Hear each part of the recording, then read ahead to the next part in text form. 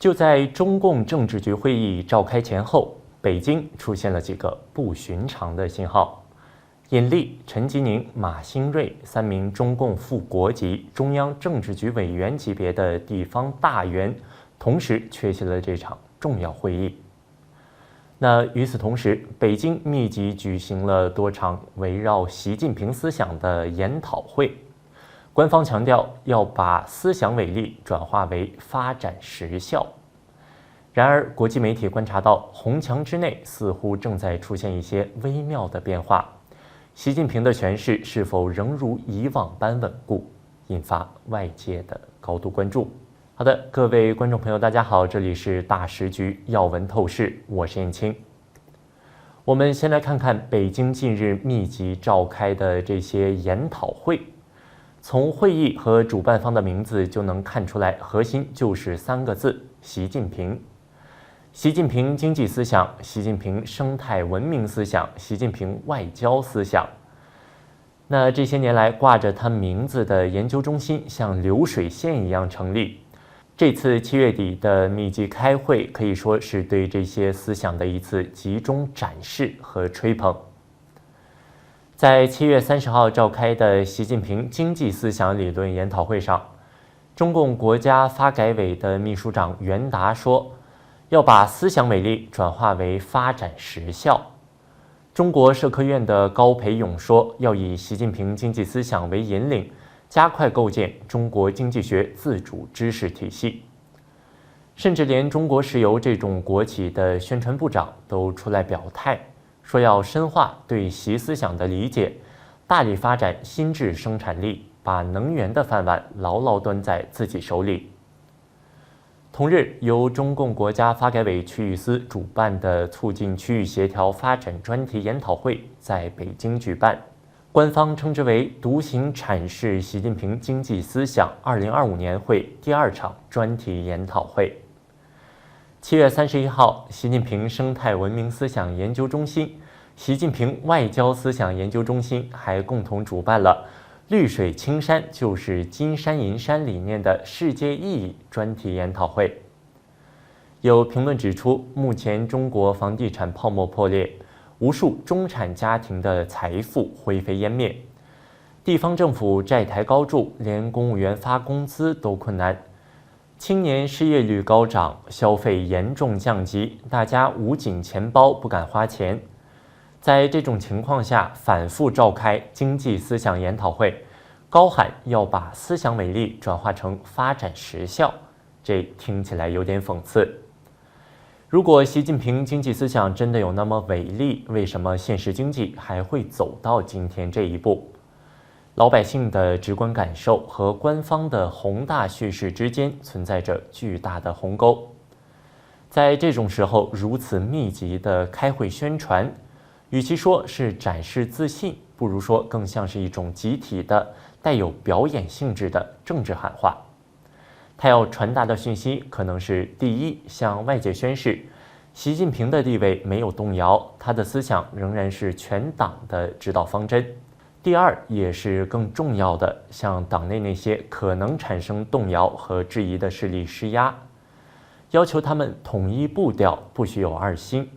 这背后反映的可能不是思想的伟力，而是权力的焦虑。7月30号的中共政治局会议决定了2件大事，一是今年10月要开中共24届4中全会，二是定调了下半年的经济工作。评论员兰树在《时政春秋》节目中表示，总体来看，会议主要讨论经济议题，预计不会有重大的人事变动。通稿里强调了要全面贯彻习近平新时代中国特色社会主义思想，这说明习近平的地位依然稳固，他在9月3号阅兵应该是大概率的事情。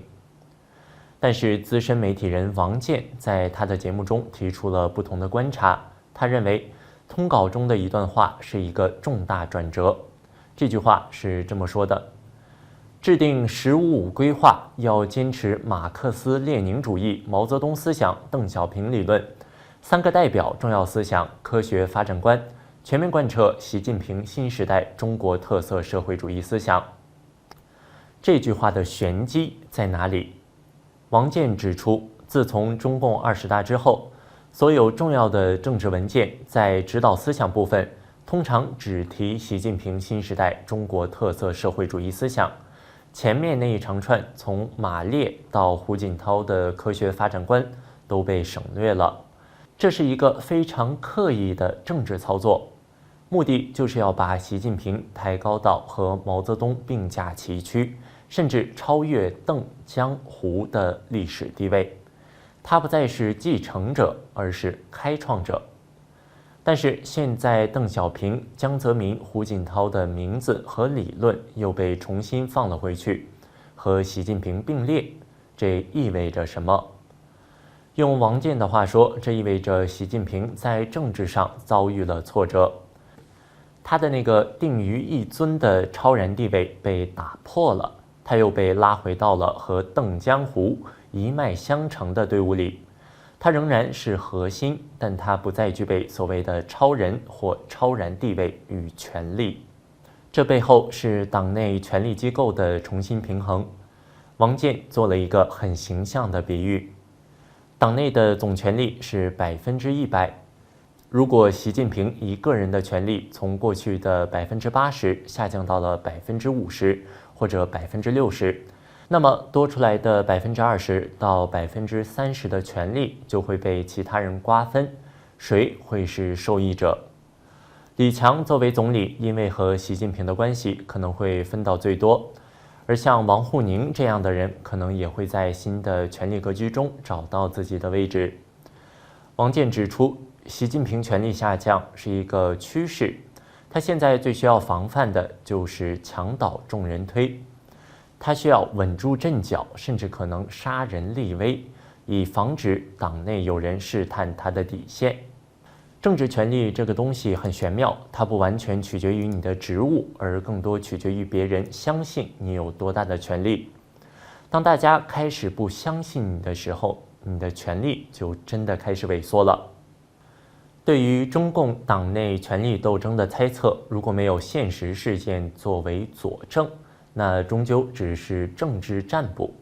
但是最近确实发生了一些事情，让这些猜测显得不再是空穴来风。瑞士的新苏黎世报有一篇客座评论，就提到了一个非常有意思的现象：胡锦涛的意外复出。大家应该都还记得2022年中共20大的闭幕式上那令人震惊的一幕，胡锦涛在全世界的镜头前被工作人员强行带离会场。那一幕被普遍解读为习近平对前任和党内不同派系的公开羞辱，是他权力达到顶峰的象征。然而，仅仅1年多之后，风向似乎变了。今年5月19号，党的喉舌《人民日报》和新华社竟然都发表文章，高调地强调胡锦涛时代的治国理念，特别是科学、民主、依法决策这8个字。评论说，这显然是对习近平定于一尊式执政风格的公开叫板。习近平将自己的思想写入宪法，并使之成为全国从小学生到法官都必须学习不可质疑的内容。党媒如此高调地为胡锦涛公开平反，显然不可能符合习近平的心意。除了胡锦涛的意外复出之外，其他被解读为习近平大权旁落的迹象，还包括党内人事的微妙变化、军队内部的整肃，以及习近平本人神隐多日等等，不一而足。评论写道，在极端封闭的中共政治体系中，真相往往隐藏在细微讯号与复杂派系斗争的背后。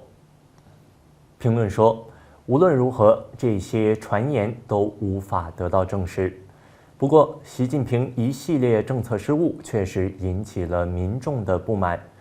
对于遵从稳定压倒一切的中共来说，这一切确实有可能会削弱习近平的地位。评论提到了清零政策、房地产泡沫破裂、青少年失业率创下历史新高等等。前中国银行高管尹科在海外 X 平台爆料，北京市委书记尹力、上海市委书记陈吉宁，以及1个月前刚卸任中共新疆书记的马兴瑞，都缺席了7月30号的中共政治局会议。时评人李牧阳在其视频节目中分析，陈吉宁缺席的原因表面上较为明显，可能是因为俄罗斯大地震引发的海啸可能波及上海，加上飓风杜苏芮2次登陆上海造成重创，他需要坐镇上海指挥抢救。至于尹力，根据北京日报报道，7月30号，尹力到密云区、平谷区检查防汛救灾工作。北京7月23号开始遭遇强降雨，加上周边的水库泄洪，引发洪灾。北京市政府7月31号通报，全市因灾导致44人丧生，9人失踪失联。遇难者中有31人来自密云区太师屯镇养老照料中心。密云区委书记于卫国承认，该养老中心并没有列入防汛应急预案的转移范围，预案有漏洞。消息引发网上一片问责之声，更值得关注的是，亲北京的香港01都质问暴雨近1周为何不转移，并称当灾害造成的伤亡与损失明显源于人为的预防不足、应急不力或管理失当时，即便起因是天灾，也应被视为人祸并追究责任。根据中共的生产安全事故报告和调查处理条例，丧生30人以上就构成特别重大事故，需由国务院来组织调查。那这就意味着这件事的责任追究已经超出了北京市的层级，而北京市委书记正是被视为习近平亲信闽江新军重要成员的尹力。最近网络还传出温家宝与张又侠提议尹力接任总理职位。不管传言是否属实，尹力仕途是有望更上一层楼。如果他因为这次的事件被严肃问责，甚至落马，无疑会被认为是习近平权力削弱的又一例证。马兴瑞在6月底的中共政治局会议后就被宣布卸任中共新疆书记，但官方一直没有公布他的新去向。当时就有各种传言，有说他要进京接替蔡奇担任中办主任，也有说他前途堪忧。现在他缺席了7月底的政治局会议，这让后一种猜测的可能性大大增加。外界普遍认为，马兴瑞的仕途与习近平的夫人彭丽媛有密切联系，两人是老乡，家族也有往来。他的突然去职也被认为与习近平的权力被削弱有关。好了，我们把所有的线索串起来看一看。意识形态上，一边是高调的造神运动，另一边是官方文件措辞的微妙降级和对胡锦涛理念的平反。现实治理上，经济困境和灾难应对的失败，严重侵蚀了中共最高领导人的权威和信誉。人事布局上，被视为亲信的地方大员，一个深陷问责危机，一个去向不明。这一切都指向一个可能性：习近平的绝对权威，那个在中共20大后看似达到顶峰的权力结构，可能真的出现了裂痕。那接下来的看点无疑是10月份的4中全会，到时候关于“十五五”规划的建议将会出台。它的最终措辞将为我们验证今天关于指导思想的分析提供更明确的答案。同时，像尹力这样处在风口浪尖上的人物的最终结局，以及对此前落马的习近平军中亲信、原中共军委政治工作部主任苗华和已经消失了4个多月的军委副主席何卫东的处理，甚或是否出现更多的人事调整，也将让我们看到党内权力斗争的更多样貌。风暴可能正在酝酿，我们现在看到的或许只是风暴来临前那种诡异的宁静和暗流。这场大戏还远远没有到落幕的时候。好的，这里要闻透视，感谢您的陪伴与思考。请订阅、分享并打开小铃铛，一起在动荡中坚守真相，在黑暗中点燃希望。